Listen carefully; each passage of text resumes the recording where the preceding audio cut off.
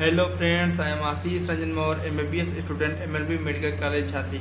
UP NEET first round का result आ चुका है। इस वीडियो में हम बात करेंगे कि आपका एडमिशन प्रोसेस क्या है, साथ ही साथ बात करेंगे कि अपग्रेड होता है तो कैसे होता है अपग्रेड का प्रोसेस क्या है, और साथ ही साथ अगर आपका कहीं और एडमिशन हो जाता है ऑल इंडिया कोटा थ्रू तो आप स्टेट कोटा में कैसे आप रिजाइन कर सकते हैं, उसका क्या प्रोसेस है। तो चलिए वीडियो स्टार्ट करते हैं। सबसे पहले हम बात करेंगे कि अगर आप फर्स्ट राउंड है उत्तर प्रदेश नीट का फर्स्ट राउंड का पहली बार ऐसा हुआ है कि फ्री एग्जिट हुआ है, मतलब कि इससे पहले क्या होता था कि अगर आप जो सिक्योरिटी मनी जमा किए हैं first round, second round, third round, चाहे जिस राउंड में अगर आपको कॉलेज मिल जाता था तो आपको एडमिशन लेना ही लेना है। अगर नहीं लेंगे तो आपका सिक्योरिटी मनी जो आप जमा किए हैं वो जब्त हो जाती थी। आप आगे के राउंड में पार्टिसिपेट कर सकते थे, बट सिक्योरिटी मनी आपको फीस देना पड़ता था, चाहे गवर्नमेंट हो चाहे प्राइवेट हो। बट पहली बार ऐसा हुआ है कि फर्स्ट राउंड फ्री एग्जिट है, तो इससे सेकेंड राउंड में थोड़ा बहुत कटाव का असर पड़ेगा बाकी पिछले साल के अपेक्षा।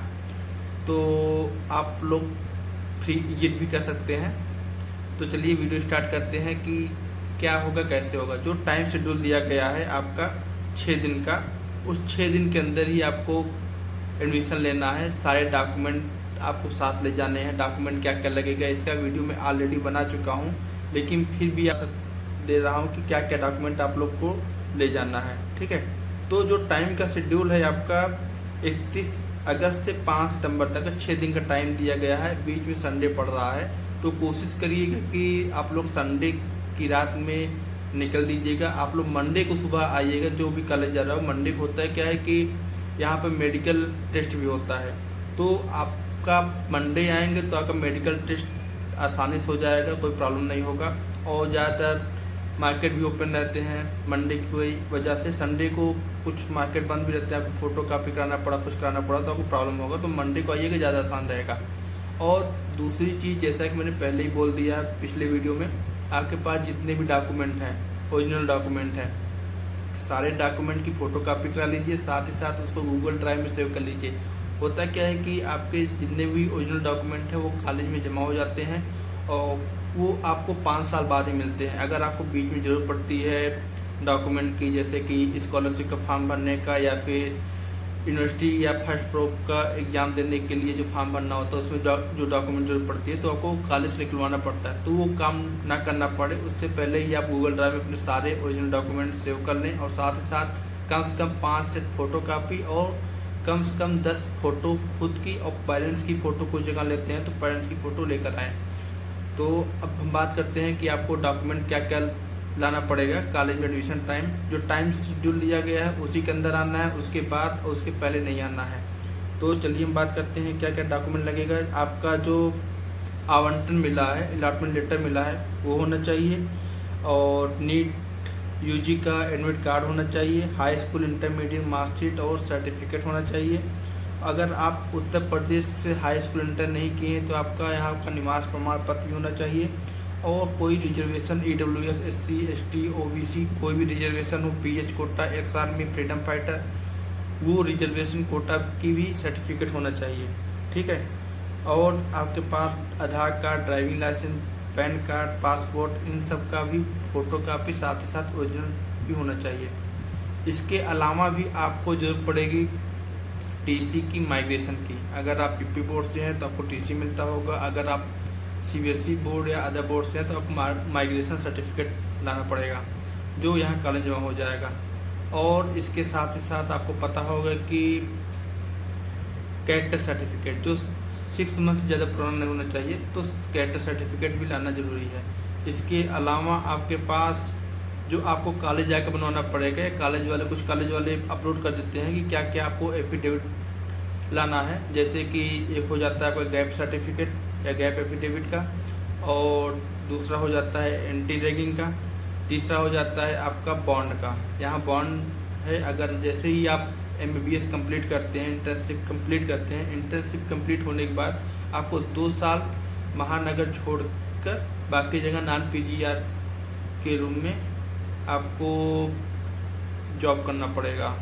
संविदा के रूम में, अभी प्राथमिक स्वास्थ्य केंद्र पर आपको जॉब करना पड़ेगा 2 साल तक, या फिर आप 10 लाख रुपए आपको जुर्माना देना पड़ेगा अगर आप बॉन्ड नहीं करते हैं 2 साल का। तो तो आपके पास जो डॉक्यूमेंट बोल रहा हूँ वो डॉक्यूमेंट होना जरूरी है। जितने डॉक्यूमेंट मैंने पहले वीडियो बना दिया, लेकिन फिर बता दे रहा हूँ, ये डॉक्यूमेंट आपके पास होने चाहिए। साथ ही साथ इसकी फोटो कापी का 5 सेट आप लोग रख लीजिएगा, क्योंकि 2 तो कॉलेज जमा हो जाता है, बाकी 3 आपका फ्यूचर में यूज होगा।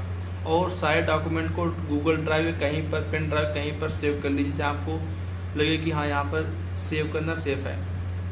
ठीक है, तो इसके बाद बात करते हैं कि अपग्रेड का। तो अपग्रेड के लिए आपको फर्स्ट राउंड, सेकंड राउंड, दोनों राउंड में आपको कोई भी कॉलेज मिला हो, आप फर्स्ट राउंड का सेकंड राउंड में अपग्रेड कर सकते हैं, और फर्स्ट सेकंड का आपको थर्ड राउंड में अपग्रेड कर सकते हैं। तो अपग्रेड का ऑप्शन है। अगर आपका रैंक बहुत अच्छा ना हो तो प्लीज़ आप लोग कोशिश करिएगा कि आप लोग कॉलेज ले लीजिए, फ्री जीत मत करिएगा। अगर आपका रैंक काफ़ी बेकार है, मतलब कि आपका रैंक 15,000 20,000 के आसपास है, तो आप लोग फ्री जिट मत करिएगा, आप लोग कॉलेज ले लो। क्योंकि होता क्या है कि सेकेंड राउंड में अदर स्टेट के बच्चे आते हैं। यूपी का सीन ये है कि यूपी में अगर आपके पास ज़मीन है या आपके दादा नाना कोई रहता है तो भी आप यहाँ पर एडमिशन ले सकते हैं स्टेट कोटा से। तो बाकी स्टेट के ही बच्चे आ जाएंगे सेकेंड राउंड में, अगर वहाँ मेरिट आ जाती है तो इसलिए बोल रहा हूँ, अगर आपका रैंक अच्छा नहीं है तो आप लोग फ्री जिट मत करिएगा और कॉलेज ले लीजिएगा। बाकी प्रेफरेंस आर्डर का तो मैंने बता दिया, आप लोग उसी साथ भरे होंगे। तो चलिए बात करते हैं कि आपका अपग्रेड के बारे में बता दिया। हाँ, अपग्रेड का सीन और है कि आपको अपग्रेड कैसे करना है। आप कॉलेज जाएंगे तो वहाँ से पूछेंगे कि एडमिशन टाइम कि आपको अपग्रेड चाहिए नहीं चाहिए। अगर आपको अपग्रेड चाहिए बोल दीजिएगा। और अपग्रेड करते समय बात ध्यान रखिएगा, जैसे ही आपका सेकेंड राउंड स्टार्ट होगा तो सेकेंड राउंड जो मेरिट लिस्ट बनेगी उसमें भी आपका नाम रहेगा। आपको चॉइस फिलिंग भी वैसे ही करनी है जैसे फर्स्ट राउंड किए थे। बस ध्यान ये देना है कि आपको जो कॉलेज चाहिए केवल वही चॉइस करना है, और जो कॉलेज आपका अलॉट हो चुका है, जो कॉलेज आपको मिल चुका है, वो कॉलेज चॉइस मत करिएगा। अगर आप लोग वो कॉलेज चॉइस करते हैं तो आपको फिर से वैसे ही काउंसलिंग करानी पड़ेगी जैसे आप फर्स्ट राउंड में आप अपनी काउंसलिंग और एडमिशन कराए थे। तो ये बात याद रखिएगा कि वही कॉलेज चूज करना है अपग्रेड में जो आपको चाहिए, और जो कॉलेज अलॉट हो गया है वो कॉलेज आपको चूज नहीं करना है, वो आपका वैसे ही बना रहेगा अगर आपको कोई कॉलेज अलॉट नहीं होता है तो। और अगर आपका ऑल इंडिया कोटा से किसी अच्छे कॉलेज हो जाता है, आप यहाँ पर रिजाइन करना चाहते हैं, तो उसका सीन ये है कि आप जब यहाँ का जैसे फर्स्ट राउंड चल रहा है, आपको यहाँ सीट मिल गई, तो आप सेकेंड राउंड का जो चॉइस फिलिंग होगा उसको स्टार्ट होने से 2 दिन पहले आप रिजाइन कर सकते हैं। अगर कॉलेज मिल जाता है, आप जाकर वहाँ एडमिशन ले लेते हैं। उसके बाद आपको लगता है नहीं ये कॉलेज नहीं ठीक है, हमको ऑल इंडिया कोटा के थ्रू कोई और कॉलेज लेना है, या फिर किसी कारणवश आपको कॉलेज नहीं लेना है, तो आपको वहाँ कैसे रिजाइन कर सकते हैं, कैसे आपको त्यागपत्र देना है। तो पहले आपको कॉलेज मिलने के साथ साथ आपको वहाँ एडमिशन लेना पड़ेगा, उसके बाद ही त्यागपत्र देना है।